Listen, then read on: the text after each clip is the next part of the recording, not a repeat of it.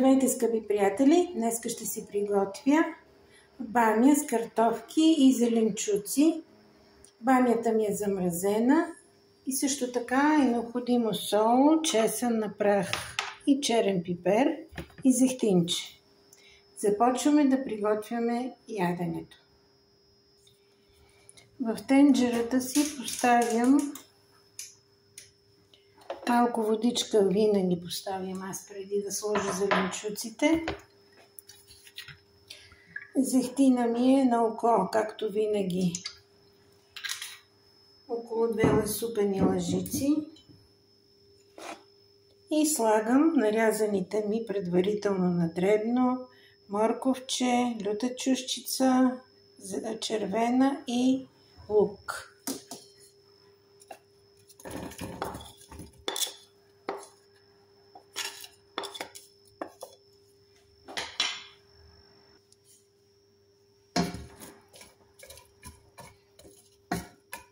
Разбъркваме ги.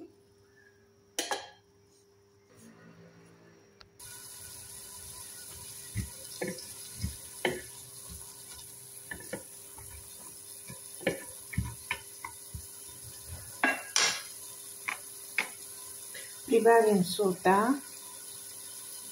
Аз ползвам хималайска сол, чесъна на прах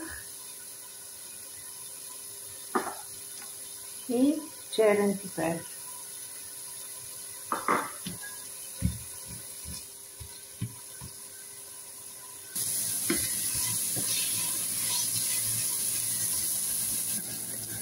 След като метнат зеленчуците, пропуснах в началото да ви кажа, че е необходимо домати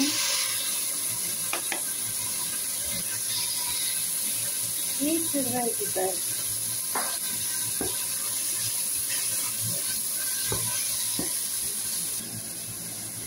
След което прибавим бамята. Около половин килограм ми е бамята. Както ви казах, е замразена.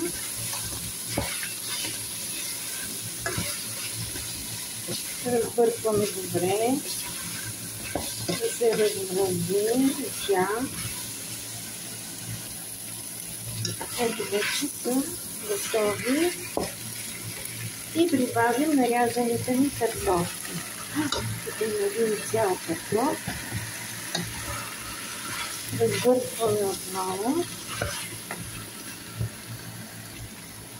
Ето така изглежда яденето. След което ще прибавя загрята вода, за да покрие картофките и бамята до там. И оставям да се вари на слаб огън. Ето вече ни е готово яденето.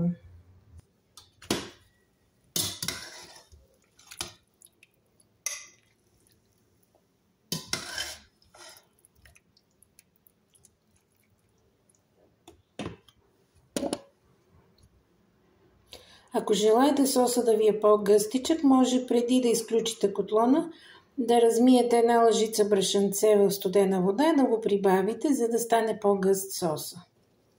Да ви е сладко.